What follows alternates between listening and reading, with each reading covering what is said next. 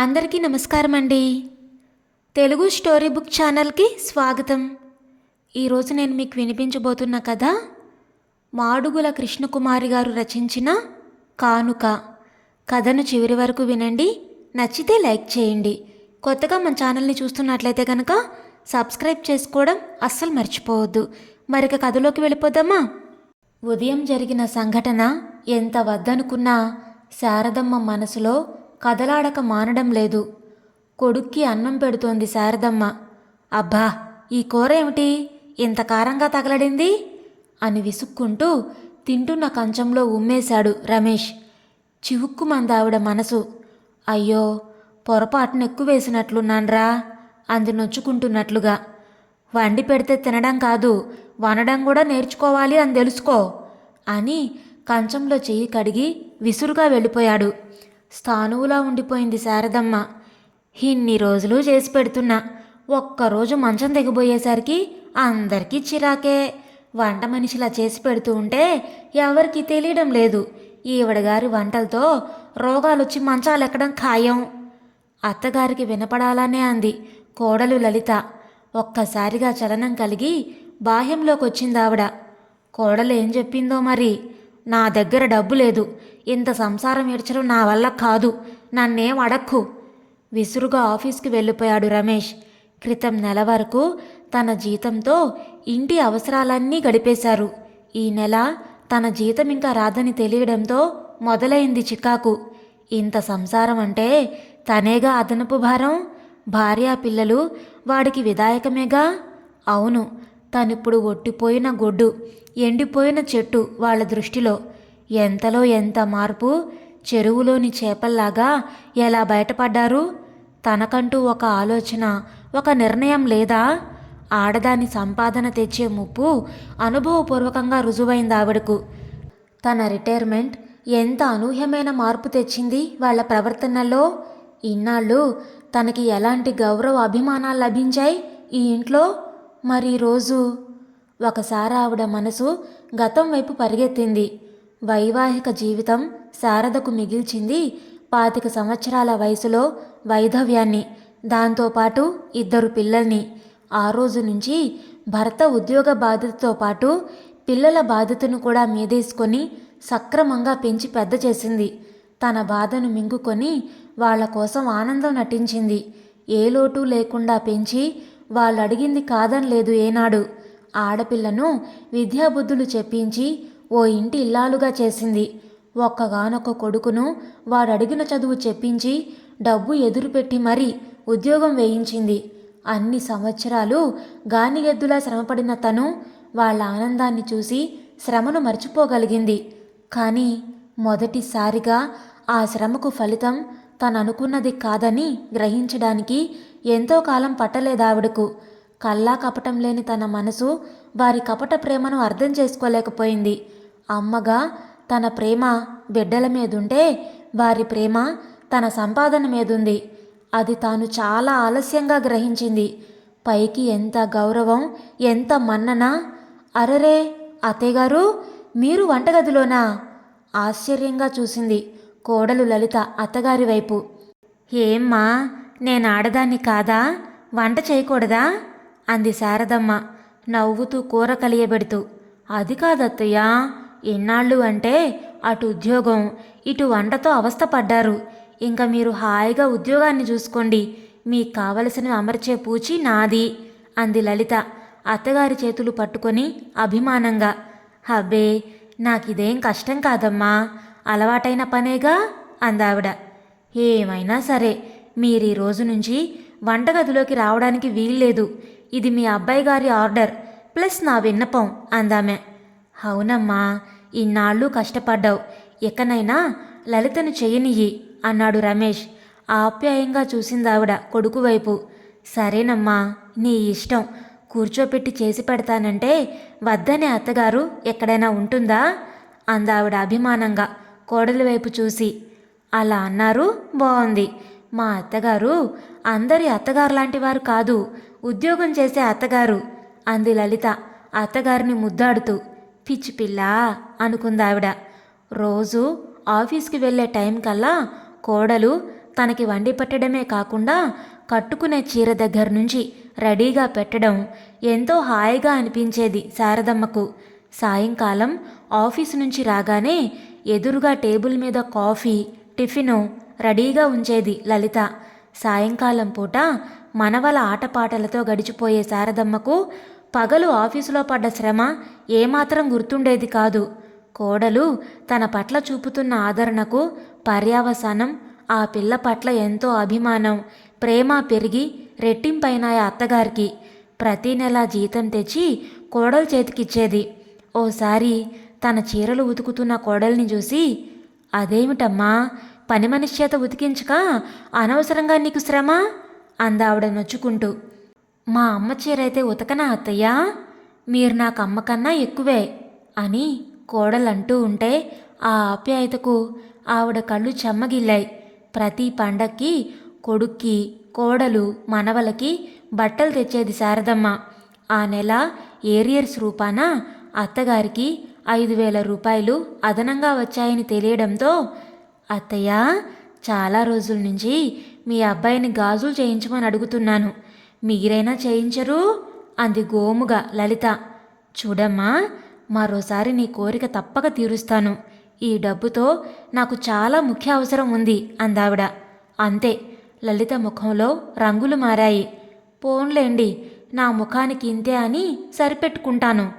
ఎందుకమ్మా ఈ చిన్న విషయానికి అంతగా నొచ్చుకుంటావు అందావిడ. ఇదే మీ కూతురు అడిగితే కాదంటారా? కోడల్ని కాబట్టి అలా అన్నారు అంది లలిత రోషంగా. చూడమ్మా, నిన్నేనాడు నేనా దృష్టితో చూడలేదు. పరిస్థితి చెప్పాను, అర్థం చేసుకో అందావిడ. ఆ సంఘటన జరిగిన 1-2 రోజులు ముభావంగా ఉన్నా తర్వాత మామూలుగానే ఉంది లలిత. కోడలి మనసు నొప్పించాను అన్న భావంతో అందాక తన గాజుల జతను ఒకదాన్ని కోడలి చేతులకేసింది శారదమ్మ. కానీ కోడలి ప్రవర్తనలో ఏదో మార్పు గమనించకపోలేదావిడ. కొడుకు పెళ్లికి ముందరైతే నెలకు కొంత డిపాజిట్ చేసేది శారదమ్మ. మరిప్పుడు కోడలు ఏం చేస్తోందో తెలీదు. ఆ మాట అడిగినందుకు ఫలితంగా ముభావంగా నెలవారీ ఖర్చు రాస్తున్న పుస్తకం తెచ్చి అత్తగారి ముందుంచింది లలిత. అప్రయత్నంగా పుస్తకం తిరిగేస్తున్న ఆవిడ దృష్టి ప్రతీ నెల పని మనిషి బట్టల ఉతుకు ఖర్చుగా 200 రూపాయలుండడం చూసి చకితురాలయ్యింది. ఏమిటమ్మా ఇది అంది, ఎలా అడగాలో తెలియక. అవునండి, పని మనిషికి వేస్తే ఎలాగూ ఇవ్వాలిగా. వారానికి 7 చీరలు చొప్పున నెలకు 28 చీరలు లాండ్రీకి వేసినా పని మనిషి ఉతికినా ఇంతకన్నా ఎక్కువే అవుతుంది. అందుకే ఆ డబ్బు నేనే తీసుకున్నాను అంది. మొదటిసారిగా కోడలి ముఖం చూడ్డానికి సిగ్గనిపించింది ఆవిడకు. మరికొన్ని రోజుల్లో తన జీతం మాత్రమే ఇంటి ఖర్చులకు వాడుతున్నారని, కొడుకు జీతం మొత్తం డిపాజిట్ చేస్తున్నారని తెలిసినా ఏమనలేదావిడ. మరుసటి నెల తనకు కావలసిన డబ్బు ఉంచుకొని మిగిలింది మాత్రమే కోడలికిచ్చింది. అంతే, డబ్బు చాలడం లేదని, ఈ సంసారం నిర్వహించడం తన వల్ల కాదని అత్తగారికి వినపడేలానే సనుగుడు మొదలుపెట్టింది లలిత. అత్తగారి మౌనాన్ని ఆసరాగా తీసుకొని మరింత విజృంభించింది లలిత. ఒక్కొక్క రోజు కాఫీ మాత్రమే ఇచ్చి టిఫిన్ మానేసేది లలిత. అదే సమయాన కొడుక్కి టిఫిన్ చేయడం చూసినా పెదవి విప్పేది కాదావిడ. మరో గణనీయమైన మార్పు ఆ ఇంట్లో శారదమ్మ రిటైర్మెంట్తో. తల్లి రిటైర్ అవడం కొడుక్కి, అత్తగారు రిటైర్ అవడం కోడలికి కష్టంగా ఉంది. అమ్మా, రిటైర్ అయ్యావు కదా, ఎంత డబ్బు వస్తుందంటావు? వచ్చే డబ్బుని ఏం చేయాలనుకుంటున్నావు అని అడిగాడు కొడుకు. ఏం చేస్తారండి మీరు మరీను, ఆవిడికి మనం తప్ప ఇంకెవరున్నారు అంది కోడలు. ఇంకా నేనేం నిర్ణయించుకోలేదు బాబు అంది శారదమ్మ. తల్లి రిటైర్ అయిందని తెలియడంతో వచ్చిన కూతురు రజిత, ఏమిటమ్మా ఇలా చిక్కిపోయావు అంది తల్లిని చూసి. అంతేకాదు, అమ్మా, నీ చేతికి 2 జతల గాజులు లేవు, ఏమైనా ఏమిటి అని కూడా అడిగింది. వదినకో జతిచ్చానన్న తల్లి మాటలు విని నేను చచ్చాననుకున్నావా అంది గొణుక్కుంటూ. ఈ సమయంలో చెల్లెలు రావడం ఎందుకా అన్న అనుమానంతో ఉన్నాడు రమేష్. ఆ రాత్రి తల్లి పక్కనే పడుకుని కబుర్లు చెబుతున్న రజిత ఉన్నట్లుండి తల్లి గుండెల్లో ముఖాన్ని దాచుకొని వెక్కి వెక్కి ఏడవసాగింది. ఏమ్మా రజిత, ఏమైంది? అంది శారదమ్మ కంగారుగా. అమ్మా, జీవితంలో ఉద్యోగం పేరిట ఎంతగానో అలసిపోయావు. నాన్న ఎలా ఉంటాడో తెలియని మమ్మల్ని పెంచి పెద్ద చేసి మాకో జీవితాన్నిచ్చావు. ఇన్నాళ్ల శ్రమ అనంతరం నీకు విశ్రాంతి ఎంతైనా అవసరం. ఎప్పుడు రమ్మన్నా ఉద్యోగం వంక చెప్పేదానివి. ఇప్పుడిక సర్వీస్ అయిపోయిందిగా, నాతో వచ్చేయమ్మా అంది రజిత ప్రేమగా తల్లిని చూసి. కూతుర్ని ఆప్యాయంగా మరింతగా దగ్గరకు తీసుకుని గుండెలకు హత్తుకుంది శారదమ్మ. ఎంతైనా ఆడపిల్ల కాబట్టి ఆ మాత్రం ప్రేమను పంచగలిగింది. అమ్మా, సర్వీసులో ఉన్నంత వరకు నెల నెల జీతం మొత్తం అన్నయ్య కుటుంబానికే ఖర్చు పెట్టావు. నేను కాదనలేదు. ఇప్పుడు నువ్వు రిటైర్ అయ్యాక వచ్చే డబ్బు మాత్రం నాకే ఇవ్వాలి. నిన్ను నా గుండెల్లో పెట్టి చూసుకుంటాను అంది కూతురు. గుణపొందింపేలాంటి మాటని గుండెల్లో పెట్టుకుంటుందిట కూతురు. ఎవరూ నా వారు కాదు అన్న పాట గుర్తుకొచ్చింది ఆమెకు. తల్లి నిర్ణయం చెప్పకపోవడంతో జాబు రాయమని చెప్పి వెళ్ళింది రజిత.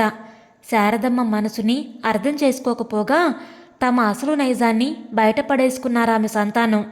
ఉదయం పేపర్ చదువుతున్న అత్తగారికి వినపడేలా, అప్పుడంటే ఆఫీస్ కాబట్టి వంట వద్దన్నాను, ఇప్పుడేమొచ్చింది, ఉద్యోగానికి రిటైర్మెంట్ కానీ తిండికి పనికి కాదుగా అంది కోడలు పరోక్షంగా.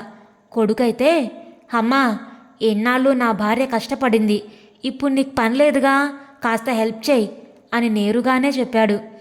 అప్పుడు చేశాను కాబట్టి ఇప్పుడు చేయించుకు తీర్తాను అన్నట్లుగా ఇంటి పని మొత్తం అత్తగారి మీదే వదిలింది కోడలు. అలవాటు తప్పిన పనవడం వల్ల అలసటగా అనిపిస్తోంది శారదమ్మకు. అదే రీతిలో ఉదయం కారం ఎక్కువైంది కూరలో. కడుపులోని కోపాన్ని బయట పెట్టాడు కొడుకు. సంధి చీకట్లు ముసరడంతో వాస్తవంలోకి వచ్చిందామె. మరో 2 రోజుల్లో ఉగాది పండగ ఉండడంతో కూతురికి ఉత్తరం రాసింది శారదమ్మ. అందుకోవడమే తరువాయి. రెక్కలు కట్టుకొని వాలింది కూతురు. ప్రతిపక్షాలు రెండూ అధికారపక్షం చెప్పే నిర్ణయం కోసం ఎదురుచూస్తున్నట్లుగా వాళ్ళు ఆతృత పడసాగారు, తల్లి ఏం చెప్తుందా అని. చూడు బాబు రమేష్, నా నిర్ణయం కోసం మీరు చాలా ఆతృతగా ఎదురుచూస్తున్నారని నాకు తెలుసు. నాకు మీరిద్దరూ సమానమే. ఆడ మగ నాకెప్పుడూ తేడా లేదు. నేను సర్వీసులో ఉండగా కొన్న ప్లాట్లో ఇప్పుడొచ్చిన డబ్బుతో 2 వాటాల ఇల్లు కట్టించాను. నా రిటైర్మెంట్ కానుకగా మీరిద్దరికీ చెరొక వాటా ఇవ్వాలనుకున్నాను అని ఆవిడ చెప్పడం పూర్తి కాకుండానే, కొడుగ్గా మొత్తం ఇల్లు నాకే చెందాలి, వాటా వేయడానికి నేను ఒప్పుకోను అన్నాడు రమేష్ తీవ్రంగా. ఎందుకు ఒప్పుకో? అమ్మ ఉద్యోగం చేసినన్నాళ్ళు ఆ జీతం మొత్తం మీరేగా వాడుకున్నారు. న్యాయంగా అసలు ఆ ఇల్లంతా నాకే చెందాలి. అమ్మ జత బంగారం గాజులు వదినకిచ్చినా నేను మంచిదాన్ని కాబట్టి ఊరుకున్నాను అంది రజిత రెట్టింపు స్వరంతో. తను ఎదురుగా ఉన్నానన్న లక్ష్యం కూడా లేకుండా వాళ్ళిద్దరి తగువు చూస్తుంటే దుఃఖం వచ్చింది శారదమ్మకు. ఇదిగో అమ్మాయి ఆడపడుచా, నేను మీ అమ్మకు చేసిన చాకిరీకి ఆవిడ నాకిచ్చింది కానీ నాకేం ఊరికే ఇవ్వలేదు మీ అమ్మ అంది కోడలు కల్పించుకొని. తన అభిమానానికి కోడలు ఎంత చక్కటి విలువ కట్టింది. అసలు ఆ గాజుల గురించి అడిగే హక్కు నీకు లేదు, అది అమ్మిష్టం అన్నాడు రమేష్. అయితే అమ్మ ఇష్టప్రకారమే నాకు వాటా ఇస్తుంటే బద్దనడానికి నువ్వెవరు అంది రజిత మాటకి మాటగా. అది నాన్న పోతే అమ్మకిచ్చిన ఉద్యోగం కనుక అది నాన్నదే అవుతుంది. తండ్రి ఆస్తికి వారసుడు కొడుకైనట్లే ఆ డబ్బుకు కూడా నేనే వారసుణ్ణి. నలుగురిలో పంచాయతీ పెడితే న్యాయం నా వైపే మొగ్గుతుంది. సరే అయితే బంగారం మొత్తం నాకే చెందుతుంది. వదిన్ని గాజులు తీసివ్వమను. మా అత్తగారు నాకిచ్చిన గాజులు నేను చచ్చినా తిరిగివ్వను. అడగడానికి నువ్వెవరు అంది కోపంగా కోడలు. ఎవర్నా? మా అమ్మ బంగారానికి వారసురాల్ని. వచ్చిందండి పెద్ద వారసురాలు. ఒక్క పూట అమ్మని తీసుకెళ్ళి గుప్పెడన్నం పెట్టలేదు కానీ కబుర్లు చెబుతోంది కబుర్లు. ఎన్నాళ్ళు ఆవిడ్ని మేమే పోషించాం కాబట్టి ఆవిడదంతా మాకే చెందుతుంది. ఆ హక్కు మాది అంది కోడలు. అప్పటి వరకు వాళ్ళ తగాదా వింటున్న శారదమ్మ ఓపిక నశించి ఆపండి అని బిగ్గరగా అరిచింది. ఆహా, నేను కన్న నా సంతానం ఎంత ఎదిగిపోయారో చూస్తుంటే నాకు ఈరోజు చాలా ఆనందంగా ఉంది. దుఃఖంతో ఆవిడ గొంతు పూడుకుపోయింది. ఏమ్మా కోడలా, మీరు నన్ను పోషించారా? ఆ మాట నా ముఖం చూసి చెప్పు. డబ్బిస్తే ఓలాగా, డబ్బు ఇవ్వని మరుక్షణం మరోలా ప్రవర్తించే నువ్వు ఆ మాటని ఎలా అనగలిగావమ్మా? ఏరా రమేష్, దీని గురించి నలుగురిలో పంచాయతీ పెడతావా? ఏమని పెడతావురా? మా అమ్మ సంపాదనతోనే ఆమె నిన్నాళ్ళు పోషించాను. కొడుగ్గా నా నుంచి ఒక్క పైసా కూడా ఎరగదు. మా అమ్మను చూడాల్సిన బాధ్యత నాది కాదు, కానీ ఆవిడ సంపాదన మీద హక్కు మాత్రం నాదని చెప్తావా? ఏమ్మా రజిత, ఆడపిల్లవి, నా వైపు ఉంటావనుకున్నాను, కానీ నా ఆశను వమ్ము చేశావు. కన్నతల్లి మీద కన్నా కరెన్సీ నోట్ల మీద మీకు మమకారం అని ఇద్దరికిద్దరూ రుజువు చేశారు. డబ్బు ఇవ్వకపోతే ఇంట్లో నుంచి ఉద్వాసన చెప్పే కొడుకుని, అమ్మ కన్నా ఆమె బంగారమే ముఖ్యమనుకునే కూతుర్ని కన్నందుకు నేను చాలా సిగ్గుపడుతున్నాను. నా పెంపకం మిమ్మల్ని ఇలా తయారు చేస్తుందని నేనేనాడూ అనుకోలేదు. ఇది నా దౌర్భాగ్యం. నా నిర్ణయం పూర్తిగా చెప్పకుండానే మీరు తగవులకి దిగారు. డబ్బు వచ్చిన ఒక్క నెల రోజులు మీరు ఆగలేకపోయారు. మీకు సడన్గా చెప్పి సర్ప్రైజ్ చేద్దామనుకున్న నన్నే మీరు ఆశ్చర్యపరిచారు. ఎంతో ఆశగా మీకు కానుకగా ఇవ్వాలనుకున్న నా నిర్ణయాన్ని ఇప్పుడు మార్చేసుకుంటున్నాను. డబ్బున్న నాలాంటి తల్లులే ఇలాంటి విషమ పరిస్థితి ఎదుర్కొంటే మరి డబ్బు లేక బిడ్డల నిరాదరణకు గురైన ఎందరో తల్లులున్న వ్యవస్థ మనది. చెట్లు పంచిన పళ్ళని తిని తీపిని మర్చిపోయి చెట్టు కొట్టి కట్టెలమ్మే ఈ కన్నబిడ్డల బారి నుండి కొందరు తల్లులకైనా రక్షణ కావాలి. అందుకే వృద్ధుల రక్షణ గృహానికి కానుకగా నా ఇంటిని ఇవ్వాలని నిర్ణయించుకున్నాను. మీకెవరికీ భారం లేకుండా నే కూడా అక్కడికే వెళ్ళిపోవాలనుకుంటున్నాను అంది స్థిరమైన గొంతుతో శారదమ్మ. ఇదండి ఈరోజు కథ. మీకు నచ్చిందా? నచ్చితే లైక్ చేయండి, షేర్ చేయండి. అలాగే మీ విలువైన అభిప్రాయాలను కామెంట్స్లో తప్పకుండా తెలియచేయండి. ఇంత మంచి కథను మనకు అందించిన మాడుగుల కృష్ణకుమారి గారికి మనందరి తరపు నుంచి ధన్యవాదాలు తెలియచేసుకుంటున్నానండి. ఇలాంటి మరెన్నో మంచి మంచి కథలను వినడానికి మన ఛానల్ని తప్పకుండా సబ్స్క్రైబ్ చేసుకోండి. మరలా రేపు మరొక మంచి కథతో కలుద్దాం. అప్పటి వరకు ఉంటానండి.